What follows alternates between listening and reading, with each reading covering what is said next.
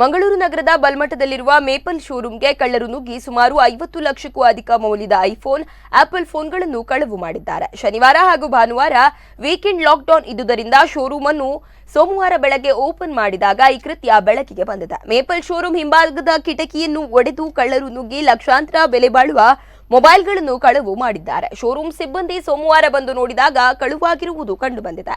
ಈ ಕೃತ್ಯದ ಬಳಿಕ ಕಳ್ಳರು ಶೋರೂಮ್ ಒಳಗಿದ್ದ ಸಿಸಿಟಿವಿಯ ಡಿವಿಆರ್ ಅನ್ನು ತೆಗೆದುಕೊಂಡು ಹೋಗಿದ್ದಾರೆ. ಹೀಗಾಗಿ ಕಳ್ಳರು ಶೋರೂಮ್ ಬಗ್ಗೆ ಸಾಕಷ್ಟು ಗೊತ್ತಿರುವ ಮಂದಿಯೇ ಆಗಿರಬೇಕು ಎಂಬ ಸಂಶಯ ವ್ಯಕ್ತವಾಗಿತ್ತು. ಈ ಬಗ್ಗೆ ಕದ್ರಿ ಪೊಲೀಸರು ಪರಿಶೀಲನೆ ನಡೆಸಿದ್ದಾರೆ.